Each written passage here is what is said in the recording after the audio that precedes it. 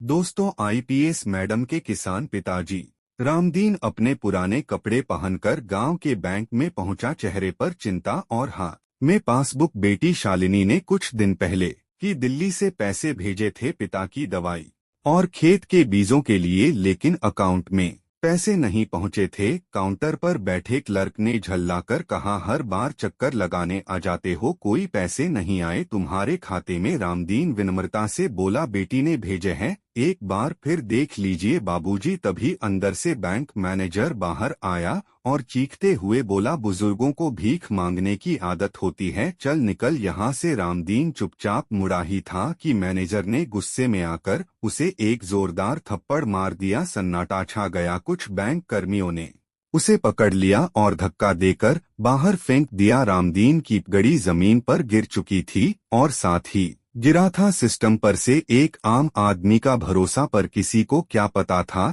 यह थप्पड़ सिर्फ रामदीन को नहीं, पूरे सिस्टम को पड़ने वाला था। जब उसकी बेटी एक आईपीएस अफसर बैंक पहुंची तो हड़कंप मच गया। फिर जो हुआ उसको जानने के लिए वीडियो में अंत तक बने रहना। दोस्तों, गर्मी की दोपहरी थी, आसमान से आग बरस रही थी, लेकिन रामलाल जैसे किसान के लिए मौसम मायने नहीं रखते थे। उनके लिए तो हर दिन संघर्ष का एक नया नाम होता था। सादा धोती, फटी कमीज और माथे पर पसीने की धाराएं उनके जीवन की सच्चाई बयान कर रही थी। आज वे शहर के मुख्य बैंक में जा रहे थे। बेटी शालिनी ने फोन पर बताया था कि उसने उनके खाते में पैसे भेज दिए हैं, खेत के बीज, खाद और दवाई के लिए। रामलाल को अपनी बेटी पर गर्व था। गांव की पहली लड़की जो आईपीएस बनी थी, पूरे गांव में लोग मिसाल देते थे, देखो रामलाल की बेटी को कहां पहुंच गई। लेकिन रामलाल हमेशा यही कहते, हम तो बस मेहनत कर पाए। उड़ान तो उसने खुद भरी। बैंक के गेट पर खड़ा चौकीदार उन्हें ऊपर से नीचे तक देखकर बोला, क्यों आया बुजुर्ग, चल हट, लाइन में लग। रामलाल मुस्कुराते हुए बोले, बेटा बस खाता नंबर देखना है, मेरी बेटी ने कुछ पैसे भेजे थे। चौकीदार ने नाक सिकोड़ी, बेटी ने भेजे हैं या सपना देखा है, चल लाइन में लग, यहाँ कोई तेरा रिश्तेदार नहीं बैठा। बुजुर्ग किसान चुपचाप लाइन में खड़ा हो गया। 2 घंटे बाद जब उनका नंबर आया, वह काउंटर नंबर 3 पर पहुंचे। अंदर बैठा क्लर्क कान में ईयरफोन लगाकर मोबाइल पर वीडियो देख रहा था। बाबूजी, मेरी बेटी ने पैसे डाले थे, खाते में नहीं आए हैं क्या? क्लर्क ने बिना देखे जवाब दिया। नाम क्या है? Account number? पासबुक है? पासबुक तो घर पर है, नाम रामलाल है, गांव वमरपुर, खाता इसी ब्रांच में है। क्लर्क चिढ़ गया, पासबुक लाओ फिर बात करेंगे, खाली हाथ आए हो? बाहर से जितने भी आते हैं सब यही नाटक करते हैं। रामलाल विनती करने लगे, बाबूजी सिर्फ देख लीजिए कि पैसे आए हैं किन्हीं, मेरी बेटी ने कहा था। तभी बैंक मैनेजर का दरवाजा खुला और वह बाहर निकला। क्या हो रहा है यहाँ? क्लर्क ने इशारा किया। यह बुजुर्ग बिना पासबुक के पैसे पूछ रहे हैं, हंगामा कर रहे हैं। बैंक मैनेजर गुस्से में आया, रामलाल को कंधे से पकड़कर बाहर की ओर खींचते हुए बोला, चल निकल यहाँ से, सब झूठ बोलते हैं कि बेटी ने पैसे भेजे, तुझ जैसे लोगों की वजह से बैंक की हालत खराब होती है। रामलाल के शरीर में कंपन था, लेकिन उन्होंने खुद को संभालते हुए कहा, साहब मेरा अपमान मत करो, मेरी बेटी सच में आईपीएस है। मैनेजर का गुस्सा 7वें आसमान पर था। उसने जोर से थप्पड़ डीएच मारा और कहा, आईपीएस की बेटी है तो यहाँ भी रब दिखाएगा, चल भाग। वहीं खड़े 2 और कर्मचारी आ गए और रामलाल को बाहर धक्का देकर गिरा दिया। बाहर सड़क पर भीड़ जमा हो गई थी, किसी ने मोबाइल से वीडियो बनाना शुरू कर दिया। रामलाल जमीन पर गिरे थे, होठ से खून बह रहा था, उनकी आंखें अपमान और पीड़ा से लाल थी। भीड़ में से किसी युवक ने कहा, यह आदमी सच कह रहा था, मैंने देखा है, इसकी बेटी की खबरें टीवी में आती हैं। लेकिन अब सब व्यर्थ था। रामलाल चुपचाप उठे, अपनी लाठी उठाई और कांपते हाथों से अपनी धोती ठीक करते हुए पैदल गांव की ओर निकल पड़े। हर कदम जैसे आत्मा पर घाव कर रहा था। उन्होंने कभी नहीं सोचा था कि जिन लोगों के लिए बेटी ने इतनी मेहनत की, वही उनकी इज्जत यूं सरेआम रौंद देंगे। गांव पहुंचते ही उन्होंने किसी से कुछ नहीं कहा। उनके चेहरे पर दर्द नहीं, कोई शिकवा नहीं था, बस गहरा सन्नाटा था। लेकिन वह नहीं जानते थे कि जो हुआ उसका एक गवाह मोबाइल कैमरा बन चुका है और जो आने वाला है वह इतिहास बन जाएगा। शहर के एक छोटे से गांव अमरपुर में उस दिन शाम कुछ अलग थी। गांव के चौराहे पर लगा बड़ा सा टीवी स्क्रीन एक वायरल वीडियो चला रहा था जिसमें एक बुजुर्ग किसान को बैंक से धक्का मारकर बाहर निकाला जा रहा था। थप्पड़ पड़ रहे थे और वह खून से लथपथ जमीन पर गिरा हुआ था। लोग हक्के बक्के होकर देख रहे थे। कुछ की आंखों में गुस्सा था तो कुछ की आंखों में डर। लेकिन इन सबसे दूर दिल्ली के एक सरकारी गेस्ट हाउस में आईपीएस अधिकारी शालिनी सिंह अपने लैपटॉप पर एक इंटेलिजेंस रिपोर्ट पढ़ रही थी। वे हाल ही में एक नक्सल प्रभावित क्षेत्र से एक कठिन ऑपरेशन पूरा करके लौटी थी। थकान उनकी आंखों में साफ झलक रही थी, लेकिन उनके चेहरे पर वही अनुशासन और दृढ़ता थी जो उन्हें बाकी अधिकारियों से अलग बनाता था। तभी मोबाइल पर एक मैसेज आया, शालिनी दीदी यह वीडियो जरूर देखना, शायद आपके पापा हैं। शालिनी चौंकी। जैसे ही उन्होंने वीडियो प्ले किया उनकी सांसें थम सी गई। वीडियो में धक्का खाता हुआ चेहरा, वही झुकी पीठ, वही कपड़े, वह उनके पिताजी थे, उनके अपने पिता रामलाल। और वह थप्पड़ वो उनकी आत्मा पर पटे डेढ़ा था। वीडियो बार बार चल रहा था। हर बार जब थप्पड़ पड़ता शालिनी की आंखों में आंसू के साथ साथ आग भी बढ़ती जाती। उन्हें याद आया कैसे पापा ने उन्हें पढ़ाया था, खुद भूखे रहकर, खेत बेचकर और समाज के तानों को झेलकर। जब वह आईपीएस बनी थी तो पिता की आंखों में जो गर्व था वही आज अपमान में बदल दिया गया था। शालिनी ने तुरंत अपना सरकारी फोन उठाया, एसपी ऑफिस को आदेश दिया, मेरे गांव अमरपुर के बैंक में तुरंत जांच टीम भेजी जाए, लेकिन किसी को यह ना लगे कि मेरे कहने पर हो रहा है। मैं निजी तौर पर इस केस को देखना चाहती हूँ। इसके बाद उन्होंने अपना बैग उठाया और एक साधारण सलवार सूट पहना, गहने, बैज, मोबाइल सब निकालकर एक छोटी पोटली में रख दिया। उन्होंने खुद को किसी आम ग्रामीण महिला की तरह तैयार कर लिया था। अगले ही दिन सुबह एक बस से उतरी एक महिला, चप्पल पहने, सिर पर दुपट्टा डाले, गांव की ओर बढ़ रही थी। किसी ने उसे पहचाना नहीं, वह आईपीएस शालिनी थी। वह अब कोई अफसर नहीं, सिर्फ एक बेटी थी। गांव पहुंचते ही वह सीधे अपने घर गई। पिताजी आंगन में चुपचाप बैठे थे, आंखें लाल, होठ फटे हुए। मां ने उन्हें देखकर दरवाजा खोल दिया, लेकिन कुछ भी नहीं बोली, बस आंखों से आंसू टपक पड़े। शालिनी ने पिता के पैर छुए। रामलाल ने जैसे ही बेटी को देखा आंखें भर आई, लेकिन उन्होंने कुछ नहीं कहा। पापा आप कुछ बोले क्यों नहीं? रामलाल ने धीमे से कहा, बेटी तुझे बदनाम नहीं करना चाहता था। लोग कहते आईपीएस की बेटी हूँ इसीलिए बाप घमंड करता है। मुझे लगा यह तो सह लूंगा, तू ना टूटे बस। शालिनी ने पिता के हाथ थामे। पापा अब ना आप सहेंगे ना कोई और किसान सहेगा, अब इंसाफ होगा। उस वर्दी की कसम। उस रात शालिनी ने गांव के एक पुराने दोस्त से संपर्क किया जो लोकल पत्रकार था। उससे बैंक के बारे में जानकारी ली, किस तरह वहां आए दिन किसानों के साथ दुर्व्यवहार होता है, कैसे घूस के बिना कोई काम नहीं होता, कैसे गरीबों को डराकर भगा दिया जाता है। शालिनी ने तय कर लिया था अब यह लड़ाई सिर्फ अपने पिता के लिए नहीं, हर उस पिता के लिए होगी जो अपमानित हुआ है, हर उस किसान के लिए जो अपने हक के लिए गिड़गिड़ाया है। उस रात आंगन में बैठकर उन्होंने पहली बार पिताजी के घावों पर दवा लगाई, लेकिन अब उन्हें समाज के जख्मों पर मरहम लगाना था और इसके लिए उन्हें अपनी वर्दी से ज्यादा हिम्मत की जरूरत थी जो उनके भीतर जन्म ले चुकी थी। सुबह की पहली किरण के साथ शालिनी ने गांव की मिट्टी को माथे से लगाया और प्रण लिया कि अब वह किसी आईपीएस अधिकारी की तरह नहीं, एक आम बेटी बनकर इंसाफ लाएगी। वर्दी को सम्मान दिलाने से पहले उसे उस वर्दी से परे एक इंसान बनकर उस अन्याय का जवाब देना था जो उसके पिता और अन्य किसानों के साथ हुआ था।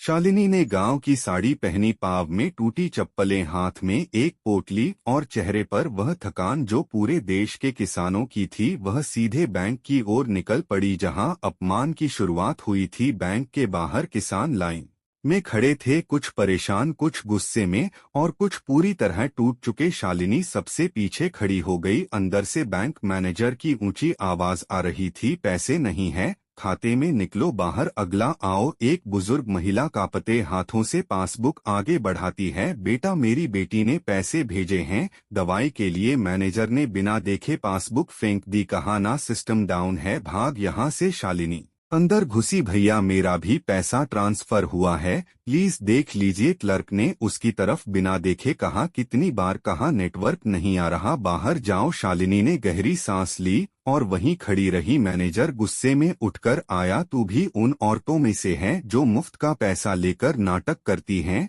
बाहर निकल वरना पुलिस बुला लूंगा। उसने शालिनी का दुपट्टा खींचते हुए धक्का देने की कोशिश की और तभी शालिनी की आंखों में आग भड़क उठी। उसने अपनी जेब से एक छोटा कैमरा निकाला जो चालू था। यह रहा पूरा रिकॉर्ड। और हाँ, मैं कोई आम औरत नहीं, आईपीएस शालिनी सिंह हूँ। तुम्हारी बेइज्जती और अत्याचार की सारी वीडियो मेरे पास है। पूरा बैंक सन रह गया। क्लर्क कुर्सी से खड़ा तक नहीं हो पाया। लोगों की भीड़ जमा हो गई, सभी मोबाइल निकालकर वीडियो बनाने लगे। शालिनी ने जनता से कहा, आप सब डरते क्यों हैं? यह बैंक आपका है, आप मेहनत से पैसा कमाते हैं और यह लोग आपको भीख मांगने पर मजबूर करते हैं। अब चुप मत रहिए। एक बूढ़ा किसान बोला, बेटी हमारे पास ना वर्दी है ना ताकत, बस डर है। शालिनी ने जवाब दिया, आज से डर नहीं हकत चलेगा। शालिनी ने तत्काल स्थानीय पुलिस को फोन कर बुलाया।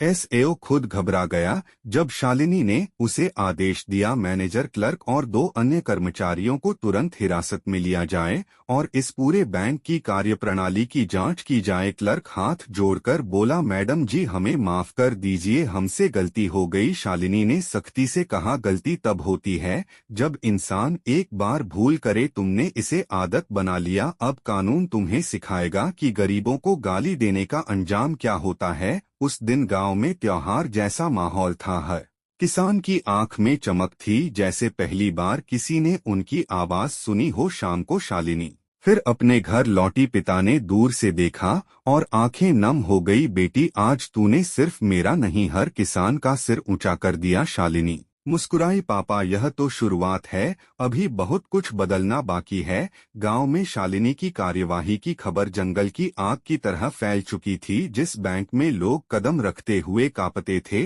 आज वहां के सामने लोग गर्व से खड़े थे।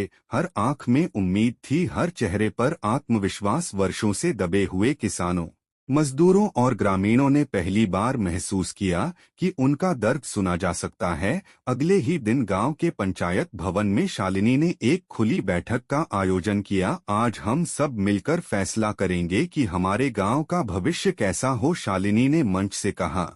पंचायत भवन खचाखच भरा था। बूढ़े बुजुर्ग, नौजवान, महिलाएं सब अपनी समस्याएं लेकर आए थे। कभी स्कूल में रिश्वत, कभी राशन कार्ड में कटौती, कभी अस्पताल में लापरवाही। एक बुजुर्ग किसान खड़ा हुआ, बेटी हमें नहीं पता था कि हमारी भी आवाज कोई सुन सकता है। तुमने हमारा भरोसा लौटा दिया। शालिनी ने मुस्कुराते हुए कहा, अब यह आवाज कभी नहीं रुकेगी, लेकिन इसके लिए हमें मिलकर लड़ना होगा। हम हर विभाग में जन जांच समिति बनाएंगे। हर स्कूल, बैंक, अस्पताल और सरकारी ऑफिस की निगरानी अब जनता करेगी। गांव के नौजवान जो पहले बेरोजगारी और निराशा से टूट चुके थे, उनमें जोश भर गया। शालिनी ने हर समस्या पर एक्शन प्लान तय किया। बैंक सिस्टम की निगरानी, 2 गांव वाले हर दिन बैंक में बैठेंगे और सेवाओं की निगरानी करेंगे। रिपोर्ट सीधे शालिनी को भेजी जाएगी। शिक्षा व्यवस्था, शिक्षकों की नियमित उपस्थिति और पढ़ाई की गुणवत्ता पर नजर रखने के लिए माता पिता और युवाओं की समिति बनाई गई। स्वास्थ्य केंद्र, दवाइयों की उपलब्धता और डॉक्टर की उपस्थिति सुनिश्चित करने के लिए महिला स्वयंसेवकों की टीम बनाई गई। राशन वितरण, हर महीने जनता की बैठक होगी जिसमें शिकायतें और समाधान दोनों तय किए जाएंगे। कुछ भ्रष्ट सरपंच और कर्मचारी इस परिवर्तन से डर गए। उन्होंने सोचा, यह लड़की तो पूरा सिस्टम बदलने निकली है। एक रात को शालिनी के घर की दीवार पर कोयले से लिखा गया, ज्यादा नायक मत बनो वरना पछताओगी। शालिनी ने पढ़ा और दीवार पर पानी से धो दिया। पिता ने चिंता से पूछा, बेटी डर नहीं लगता? शालिनी बोली, पापा, जब आप पीटे गए थे और पूरा गांव चुप था तब डर लगा था। अब जब जनता जाग चुकी है, मुझे कोई नहीं रोक सकता। इधर सोशल मीडिया पर यह गांव मिसाल बन चुका था। न्यूज चैनलों पर आईपीएस बेटी और जनता का जनादेश हेडलाइन बन चुका था। जिले के डीएम और एसपी खुद गांव आए और बोले, शालिनी जी, आपने वह कर दिखाया जो बड़े बड़े अफसर नहीं कर पाए। हम इस मॉडल को पूरे जिले में लागू करेंगे।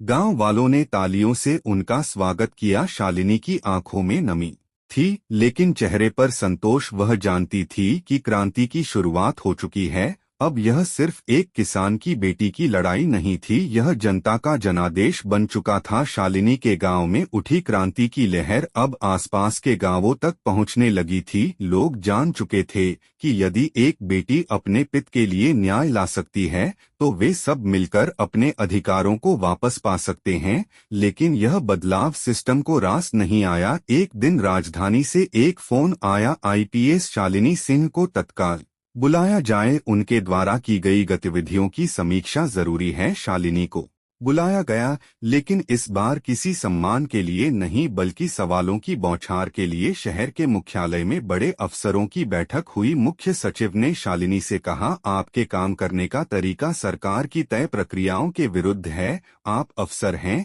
एक्टिविस्ट नहीं। शालिनी ने संयम से उत्तर दिया, सर मैं कानून के दायरे में रहकर ही काम कर रही हूँ, लेकिन क्या व्यवस्था की खामियों को सुधारना गलत है? एक वरिष्ठ अधिकारी ने व्यंग किया, आप गांव में हीरो बन रही हैं, लेकिन सिस्टम में बवाल कर रही हैं। शालिनी ने दृढ़ता से कहा, अगर सिस्टम से सवाल डॉट करना बवाल है तो यह बवाल हर अफसर को करना चाहिए, वरना जनता कभी भरोसा नहीं करेगी। बैठक खत्म हुई और शालिनी को चेतावनी दी गई, आपका ट्रांसफर किया जा सकता है, अपने तरीकों में बदलाव लाएं। शालिनी मुस्कुराई और बोली, ट्रांसफर तो कर सकते हैं पर नियम नहीं बदल सकते। गांव लौटते ही उन्हें सूचना मिली कि जिन बैंक कर्मचारियों को निलंबित किया गया था वे अब वापसी की कोशिश कर रहे हैं और उन्हें जिला स्तर पर राजनीतिक संरक्षण मिलने लगा है। शालिनी ने तत्काल आरटीआई दायर की, पब्लिक हियरिंग बुलाई और सारे सबूत गांव के लोगों के सामने रखे। यह लड़ाई अब मेरी नहीं हमारी है,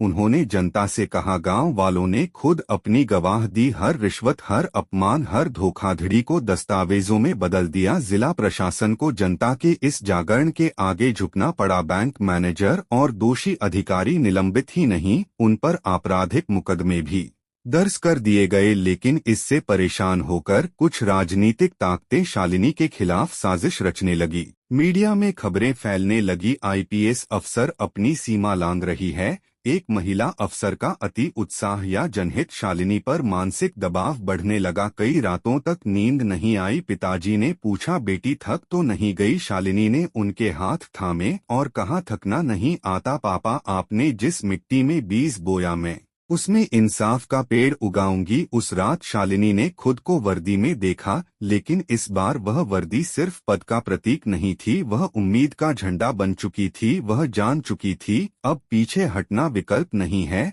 सिस्टम से लड़ना है, ताकि हर पिता को उसकी बेटी पर गर्व हो और हर बेटी को अपने हक की लड़ाई में डर न लगे। सर्दियों की सुबह थी, गांव में धुंध फैली हुई थी, लेकिन लोगों की आंखों में उजाले की उम्मीद चमक रही थी। शालिनी को पता था कि यह लड़ाई अब अंतिम मोड़ पर है। सिस्टम से टकराव, मीडिया की आलोचना, राजनीतिक साजिशें, यह सब अब एक निर्णायक अंत की ओर बढ़ रहे थे। राज्य सरकार की तरफ से एक उच्च स्तरीय जांच कमेटी गठित की गई थी। उनके पास शालिनी के खिलाफ शिकायतें भी थी और उनके काम की तारीफें भी। गांव को मॉडल गांव बनाने की चर्चा अब राष्ट्रीय स्तर पर हो रही थी, मगर सच्चाई की कसौटी पर अब अंतिम फैसला होना था। जांच कमेटी के अफसर गांव पहुंचे, उनके साथ कैमरे थे, मीडिया थी और वह तमाम आंखें जो देखना चाहती थी, क्या एक बेटी वाकई सिस्टम को हिला सकती है? गांव वालों ने खुद सामने आकर गवाही दी। पहली बार हमें बैंक में इंसान समझा गया, एक बुजुर्ग किसान बोला।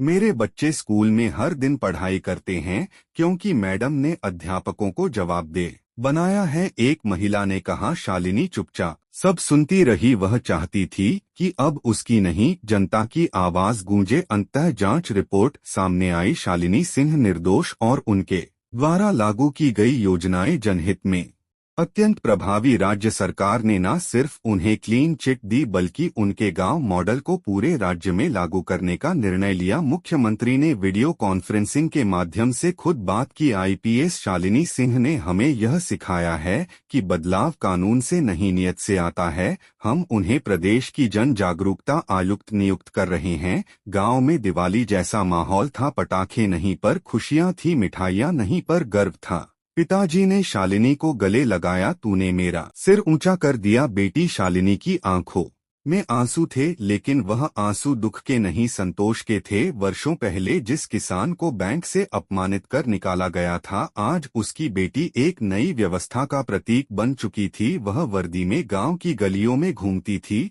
लेकिन अब डराने के लिए नहीं, भरोसा दिलाने के लिए। बच्चे उसे देखकर मुस्कुराते थे, महिलाएं उसे देखकर सीना चौड़ा कर लेती थी। गांव की एक बच्ची ने उसकी तस्वीर को छूकर कहा, मैं भी आईपीएस बनूंगी। शालिनी ने मुस्कुराकर उसका माथा चूमा, बनोगी नहीं, बनकर दिखाओगी और मुझसे आगे जाओगी। उस दिन गांव में एक नया सूरज उगा था, इंसाफ का सूरज, और शालिनी जानती थी यह अंत नहीं, यह तो शुरुआत है। क्योंकि जब एक बेटी उठ खड़ी होती है तब सारा समाज उठता है। तो दोस्तों, इस वीडियो में बस इतना ही। अगर आपको यह वीडियो पसंद आया हो तो इसे लाइक करना बिल्कुल ना भूलें। आपका एक लाइक हमें और बेहतरीन कंटेंट बनाने की प्रेरणा देता है। इस वीडियो को अपने दोस्तों और परिवार के साथ शेयर करें, हो सकता है यह वीडियो किसी की मदद कर सके। अगर आप हमारे चैनल पर नए हैं तो जल्दी से सब्सक्राइब कर लें, क्योंकि हम आपके लिए ऐसी ही जबरदस्त जानकारी लाते रहते हैं। सब्सक्राइब